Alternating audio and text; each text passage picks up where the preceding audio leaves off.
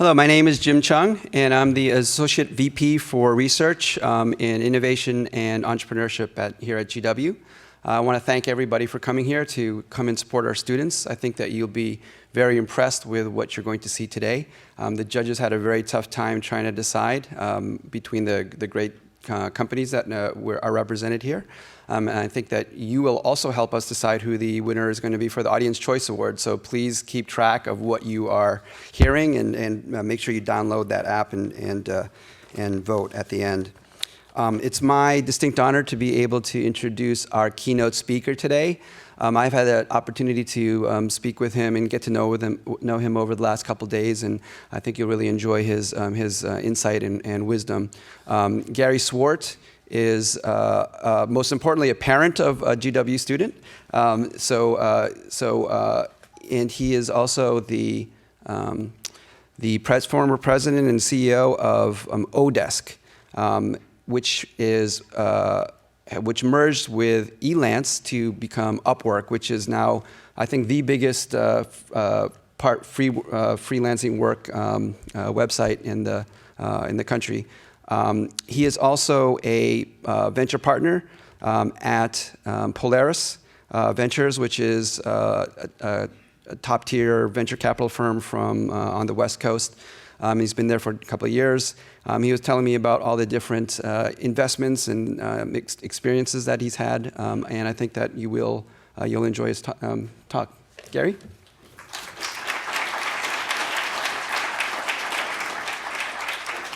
Thank you. That was such a great introduction. I have nothing else to talk about. So, questions? I have to say, it's been a real pleasure to be here today and to spend time with the teams. I'm so impressed with the teams that presented, but I'm also impressed with GW and just the investment that they make in students and entrepreneurship in general. And I sit here almost envious that there weren't these kinds of things when I was coming out of school way back when, which we're going to talk about. They're not alone. There's 5,000 entrepreneurship programs in the United States today at universities, up from 250 just 10 years ago. So it's a testament to what's going on in the world. Clearly, entrepreneurship isn't just about starting businesses, as you heard Lex and Linda say earlier. It's a mindset. The entrepreneurial mindset is attracted to opportunity, it's attracted to innovation, it's attracted to value creation. And this is what the students care about. Millennials care about this, right? People 18 to 30 years old care about making a difference in the world and impact. And I think innovative companies and forward-thinking companies have to think about what are they going to do differently to attract and retain talent that wants to leave the large companies. A statistic, 2/3 of employees want to quit their job. 2/3 of employees want to quit. Why? Well, they're not happy with the work. They want to make more of a difference. They're attracted to opportunity and innovation and value creation, but those opportunities may not exist at these large companies. And when you consider millennials today, there's a professor at MIT who wrote a book called The Future of Work, Tom Malone, and I think he said it best. He said that his father had one job in his career. Tom said he'll have 7 jobs, and he said his kids will have 7 jobs at one time. And I think another statistic I heard is that the learners of today, so students that are in school today, will have 10 jobs by the time they're 40. That's a new job every 2 years. That's a different world than when I came out of University of Maryland down the street a bunch of years ago. I won't give you the number, but it's a bunch of years.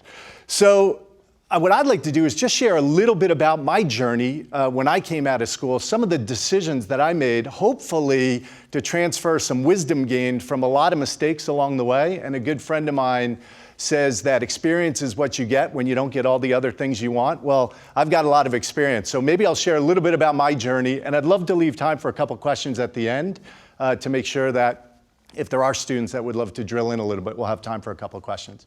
So I went to University of Maryland, I graduated, and I went into manufacturing, and that was not a good move even 30 years ago. Manufacturing was going like this in the United States, and I put it on red and decided to go into that business. And why did I do that? Well, it was easy. While I had a couple of offers, that was the easy path. And so that was really mistake number one. I picked something that I wasn't passionate about. I wasn't that good at it, but I had an opportunity to do it. So I took the easy path. And it turned out to be decent. I made good money, but I wasn't really happy doing the work. And it took me too many years to realize that I was in something that I wasn't passionate about. And it was through the encouragement of my wife, who said, you know what, I think you can do better. And I think we should do better. Let's move from the East Coast and go to the West Coast. The technology industry was going like this. And I knew nothing about it, or very little about it, but we rolled the dice, packed up our cars, and moved out to the West Coast. Was that risky? It was super risky. So this is sort of lesson number 2. We didn't have kids. We could afford to roll the dice. We owned a beautiful home in New Jersey, which we put on the market and moved out west. And I was lucky enough to tap into my network, which is sort of lesson number 3. Your network is incredibly valuable to where you go and what you do. And no matter what you do, build as many relationships as you can that will be meaningful later in life. And never ask, hey, what am I going to get in return? Put yourself out there and give value. I promise it comes back in the long run. And so I did that. I ended up getting a job with a friend from college. His wife hired me at a very small software company. My first day at that company, I put my mouse up to the terminal to try and move the cursor because I knew nothing about it at the time. And yeah, that's how clueless I was. But it turned out to be a phenomenal move and a phenomenal company. The company was called Pure Software, and we made developer diagnostic products to sell to other software developers, help them write better, cleaner, faster code. And I was a fish out of water. I knew nothing about it, but therein lies the growth. When you put yourself in a position of being uncomfortable, that's when you have the biggest opportunity for growth. You want to stretch yourself and learn as much as you can, especially earlier in your career when you can afford to take those risks. Back to what I said earlier, I had this entrepreneurial mindset, and even though I was going to work at a company, it was fueling my desire to learn more and make a difference and grow myself both personally and professionally. That company was run by a gentleman by the name of Reed Hastings. Does anybody recognize that name? Yeah, he runs a little company now called Netflix. And so Reed, this was his first company. I was employee number 22 or something like that. And we had a wildly successful run. We went public in the mid-90s, a series of mergers and acquisitions, and we ended up getting acquired by a bigger company called Rational Software. And I was offered a big job at Rational. It was very exciting to lead the national sales efforts after running sales for Pure.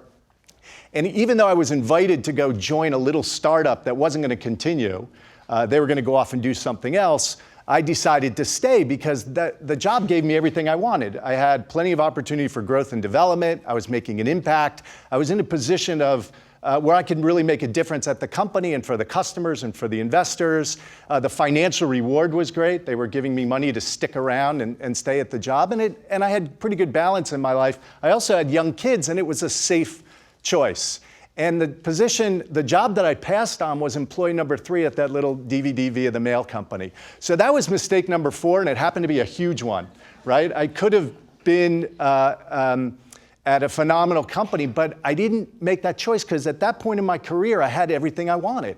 So it wasn't compelling enough to go and take this risk and roll the dice. It just wasn't as entrepreneurial then as it is now. And in retrospect, it seems like an easy decision, but who knew? And guess what? Rational worked out great. We had a great career. We were ultimately acquired by IBM. And I found myself in that same position. Should I go and do something else, or should I stay at the combined company and now learn from Big Blue? So I went from employee number 22 at a tiny little software company to employee number 131,000 at IBM. Crazy road, and that was over 7 years, so from start to finish. And it was incredibly exciting, because now I was at a giant company, employee number 131,000. And I never thought that I would work at IBM, and for the first year, I loved it. Well, why? Well, they gave me an opportunity to be the integration executive. So it was my responsibility to help merge our 800 employees into IBM's 130,000 employees. And that, again, was a tremendous opportunity for growth and development. I had never done that. I had been in the jungle, I had been on the dirt road, but I had never been on the superhighway. And now I had a chance to be on the superhighway and learn those skills of merging a 1,000-person company into a 130,000-person company. And I really enjoyed it for about a year, but then I started to not enjoy it as much. Why didn't I enjoy it as much? Well, it was harder to get things done. Let's go back to my criteria that I mentioned earlier. Impact. The company was too big for me to make the impact that I wanted to make. I had a $250 million number at IBM, but I couldn't really influence it, and that wasn't enough relative to the $14 billion software group number. My 250 didn't matter, and if I didn't come to work at all, maybe it was going to be 240 or 260, I didn't really feel like I could move the ship. And I like to say that I had two metrics at IBM, 9 and 5. And really, neither one of those metrics mattered. I didn't need to be there. But the balance of life was good. The pay was fantastic. They paid incredibly well. But I felt like I was underutilized. My opportunity for growth and development. After the companies merged, that was a learning opportunity. But now that they were together, I didn't feel like I was in a job that was going to give me the trajectory that I wanted. I kind of felt like I was leveling out. And if I started looking at jobs that I could have in 5 years at IBM, I didn't want those jobs today. So I was pretty convinced that from a growth and development standpoint, and also from an impact standpoint, that I had to move on. But it was hard because the balance of life was so good. I didn't really have to work that hard, and they were paying me really well. And I thought, I'd always regretted passing on the Netflix opportunity. I said, you know what, I think now is the time to roll the dice. I'm not going to be happy if I don't go for more impact and more growth. So I left the comfort of Big Blue and joined a little company called IntelliBank.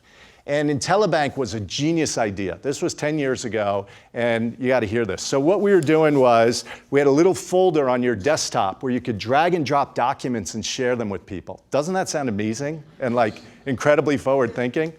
Well, guess what? It really was, and it's exactly like a little company called Dropbox. The mistake we made was we didn't execute well. We had a phenomenal idea and a really good product, but we didn't execute. Why? We don't have enough time to talk about all the mistakes that we made. But first and foremost, I would say that we didn't really have the best people. We were not surrounded by the co-founders. It was not the personal characteristics of the team that was going to get us there. And it was at this point that I realized that not only the idea, but the people really matter. And I picked the wrong group of people.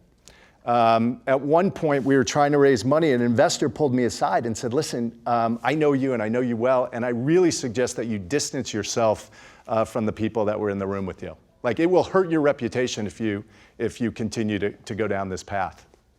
And I was shocked because it makes you realize that not only what you do, but who you surround yourself with is just paramount. And that became a foundation for me going forward with everything that I did at oDesk. So IntelliBank was, as I said earlier, it was a character building experience. We did not have a successful exit. We tried. We raised a few $1 million. We had about 60 customers of 52 different flavors. So the problem there was a lack of focus. Every customer that wanted something from us, we would say, sure, we can build that, and then we'd give it to them, only to find out that nobody else wanted that same functionality. So we were a mile wide and an inch deep, and that turned out to be just a major lack of focus. It's hard to acquire customers when you're trying to serve too many of them. I like to say we were dessert topping and floor wax, and trying to sell the two to the same customer really hurt us. But as I mentioned earlier, experience is what you get when you don't get all the other things you want. And that experience, if I didn't have that 14 months under my belt, I wouldn't have been eligible, A, for the oDesk job, or B, to successfully lead oDesk. I needed that experience of that failure in order to be ready for the job. And I think the investors saw that. When they interviewed me for the job at oDesk, they said, tell us about your company now. Why didn't it make it? Well, I didn't squander the opportunity to learn. Never let a good crisis go to waste. I could articulate every mistake that we made, surrounding myself with bad people, lack of focus, attacking a market too horizontally, and. So many valuable lessons. I decided to leave IntelliBank and join oDesk. oDesk was a couple of engineers. It was about 15 people when I joined, and the company had built some really cool technology for tracking remote workers. So outsourcing was taking off, and they built technology that would enable you to monitor a worker as if they were in your own office. So you can almost think of it as managing by walking around via the internet. And the technology, specifically, if I were working for you here in DC, I live in the Palo Alto area, I would simply log in, and as soon as I logged in, I would essentially punch the internet time clock, so you could see that I'm now working on your stuff, and you would get a screenshot of my desktop 6 times an hour at random intervals. Well, that was a guarantee that I was working on your stuff. And to the worker, we could guarantee payment. If you log time in the system, we'll guarantee payment. We put the power in the worker's hands. They could delete any screenshot that they didn't want their client to see, but with that, they would also delete their time. And they were trying to sell this as a software as a service, meaning rent the software to companies that wanted to monitor their remote workers. And when I joined the company, they said, oh yeah, we also have this little business over here where a lot of these companies said, hey, can you also augment our teams with workers? And so I decided to join, even though I wasn't passionate about the world of work at the time. I mean, this was 10 years ago, and it wasn't as popular or interesting as it is now. I never said, gee, I want to be the best in the world at staffing, but there was something about it that I realized this could be big. This could be an impactful business. And not only impactful from could I make a difference and could the investors make money, it was impactful because I thought, gee, this really could change people's lives. This could be something really, really interesting. But mostly I saw it as an opportunity to make money. And so I took the job as CEO. It took us about 90 days to pivot the company from software as a service to a marketplace for talent. So just like you go to the web to buy something on Amazon, you find the right good, you get delivery of the good, and you pay for the good all via the web. oDesk was about finding the right worker, getting delivery of the work, and paying for the work via the web. So it's the same premise as online shopping, just for work. And I thought, if you look at online commerce today and online shopping, what percentage of goods are bought online versus on-site? Does anybody throw out a number? Somebody, take a guess. 70%. 70%. That's what I would think. I would think at least 30%. It's 7%. It's 1/10 of that. So only 7% of goods in the US are bought online today, after 20 years of e-commerce. So if you think about the world of work, what if, I don't know, 2% of all work were to go via the web? That's a massive business. And so that's what we set out to do. We set out to change the way that people work, to provide opportunities for people, regardless of where they live, to bring the work to the worker instead of the worker to the work. And now companies, regardless of where they are in the world, can get access to the best talent, and workers can get access to the best jobs, all because of the internet. The internet are the roads into these geographies. So we built the business up very aggressively. We raised $44 million in venture capital. We got to about $100 million in revenue from 4 million clients and 12 million workers around the world. So we became the largest player in the world of online work. There's one other business that was similar to us that was a major competitor. They were about half as big as us. And 2 years ago, we decided to put those two companies together and create one bigger company. And so I led oDesk for about 8 years until we decided to merge with Elance and now create Upwork. And Upwork is far and away the largest online platform in the space today. Very, very horizontal. Any type of work, all size clients globally in 160 countries. We help you find the right worker, match effectively, manage them as if they were in your own office, and then pay, and all of the statutory and complexity and moving money around the world and the like, all done through the platform. It turned out to be a successful company. And back to what I had said earlier, that opportunity to make an impact, that really, at the end of the day, was one of the most rewarding things for me. It was every day hearing from customers that said, you made a difference to our business. I wouldn't need 10 in DC if I didn't have 20 on oDesk, comments like that. But even more importantly, or as important from the worker side, thank you for opportunity that I never would have had from Bangladesh or Philippines, or the stay-at-home mom in LA who lost her job and never had to get on the 405 again. And that turned out to be the most rewarding thing for me. So after we put the companies together, I decided to leave. 8 years was a long time, and as I had said earlier, I wasn't really a highway guy. I think I figured out that I'm more jungle dirt road type of a person. And while I was running oDesk, I had the opportunity to work with a lot of great companies and entrepreneurs, not to mention lots of university programs. Stanford, Harvard did a case study on us, and I had the opportunity to lecture there. We worked with MIT and would host them when they came out to the Bay Area. And I really got a lot of energy from working with these curious, innovative, hardworking, impact-seeking students and young companies. So I became an advisor to advisor/angel investor in 20 different companies. Typically, I'd start working with somebody and they'd say, wow, we really like the value you're giving us and we'd love to give you some stock. And so I built a portfolio by mentoring companies.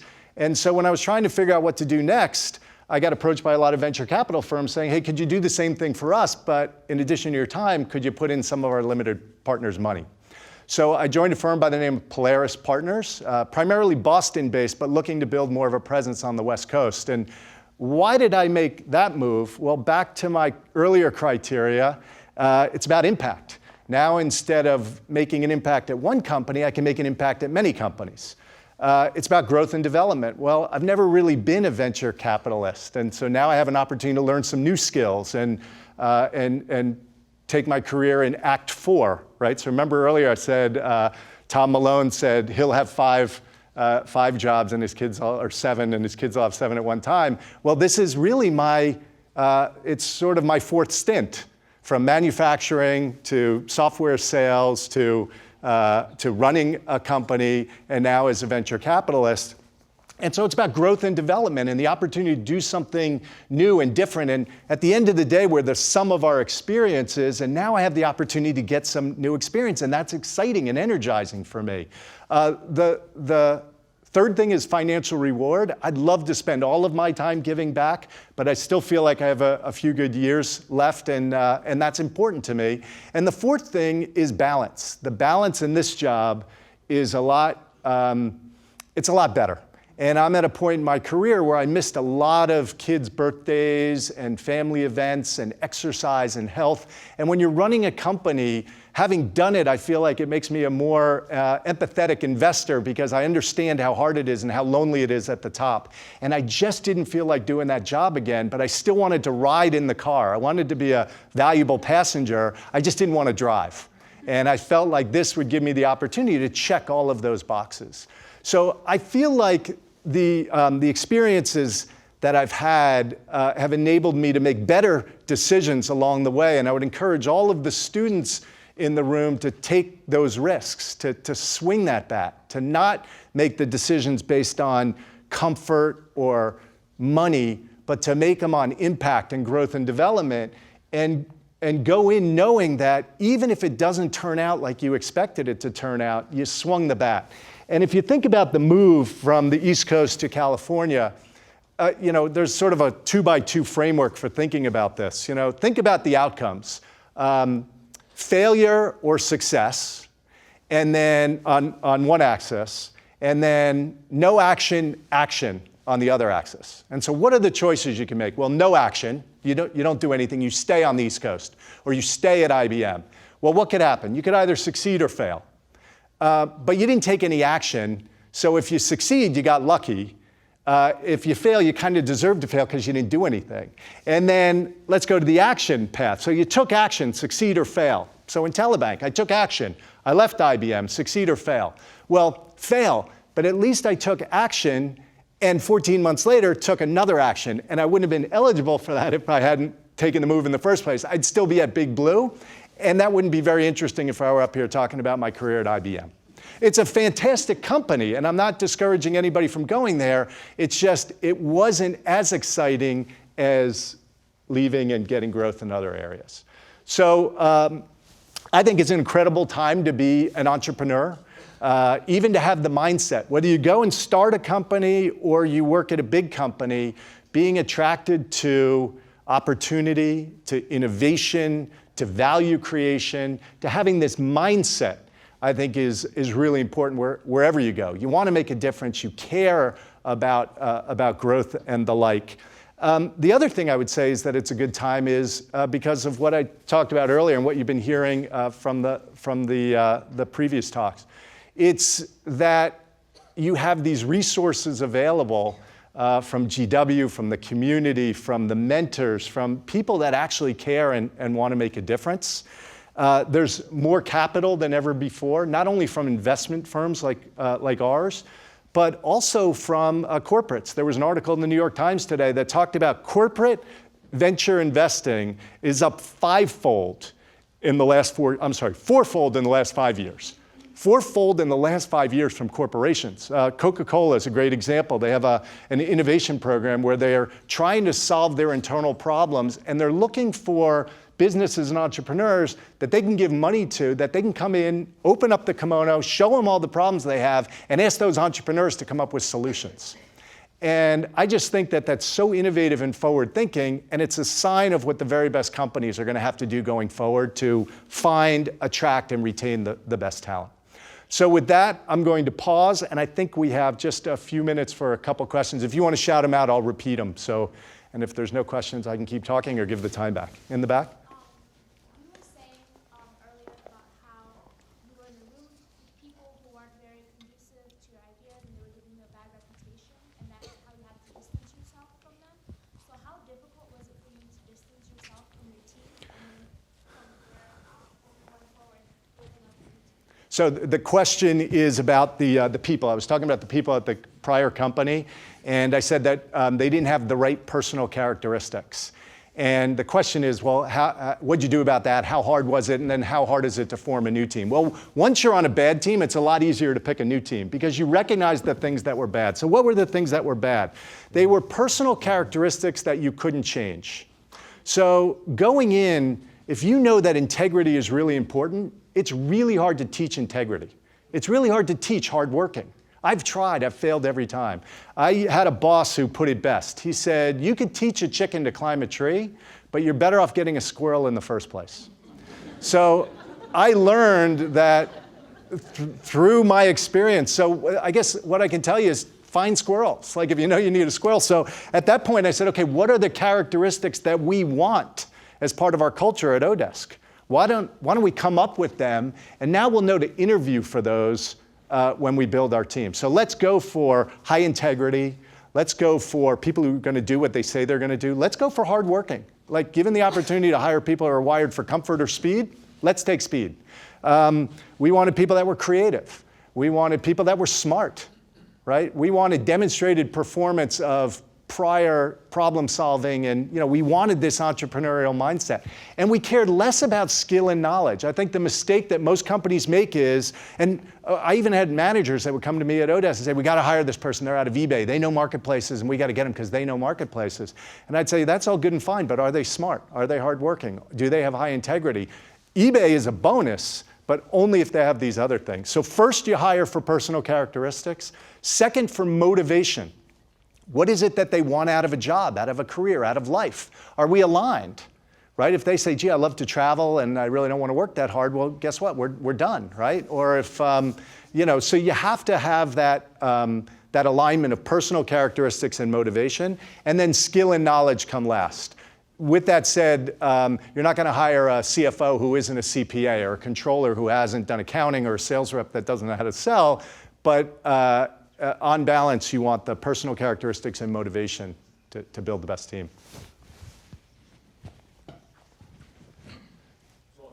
So I have a question about VC funding. As you know, VC funding is a typically expensive way to borrow because there's an inherent optimism bias for entrepreneurs who are projecting revenues. How has your experience as an entrepreneur helped you identify companies and leaders who are very good. How can you differentiate between the ones who are being overly optimistic and the ones who have truly a really good idea? Yes, this is a great question. So how do you make a decision on venture capital and the outsized returns? I think it varies by investor. As a former operator, I might even say it's a hindrance. Because what happens is you look at an opportunity and say, well, I could fix that. I know if I were running that, I would do this. And some of the best investors have never operated. They're really good at picking investments.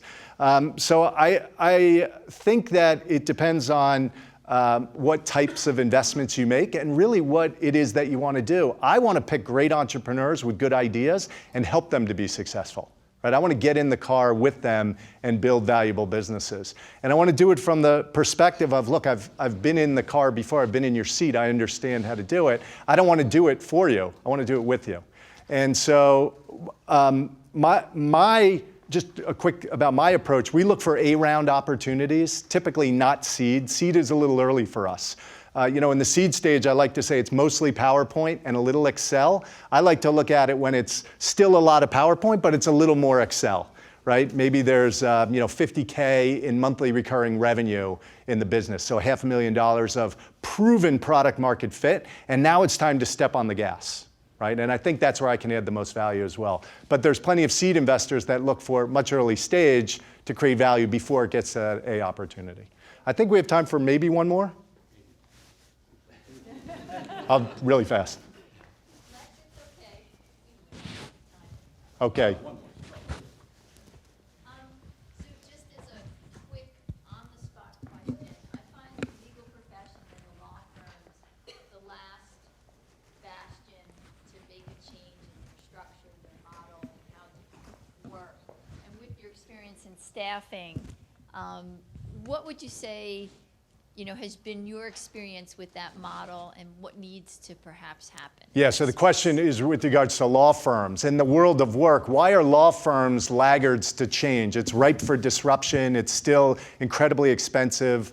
And it's sort of this necessary evil. I will tell you, running a company, I hated writing checks to the law firm every month. Sorry to the lawyers in the room, but it would get bigger and bigger and bigger, and you question, gee, did that really take an hour? We paid ridiculous, $600-700 an hour for our attorneys, and we had a very complex business with a lot of legal requirements. And the reason why it's sort of out the access, when you think of the world of work, you go from the very basic, I need a judgment, I need a simple task, I need some basic web development, some writing. So, you can think of administrative, all of the jobs that can be done either outsourced or remotely or by temporary staff. Lawyer is pretty far out that axis, right? It's just one of these, it's almost like if I go back to the e-commerce example, in the early days we bought Beanie Babies, Pez dispensers, books, and then we started buying more and more online. And what are we buying online today? Clothes and cars and jewelry. But it took 20 years to get there. I think legal will be similar. It's just one of these businesses where you can't afford to make a mistake. Companies want higher touch. Even the workers want more touch. Lawyers want to work for a law firm, not necessarily for themselves. They want to have a law firm and representation and the like. So I just think it's one of those businesses that's going to be further out the axes, but it's definitely on target to be disrupted. No doubt in my mind. It just, there's plenty of opportunity there. Thank you very much.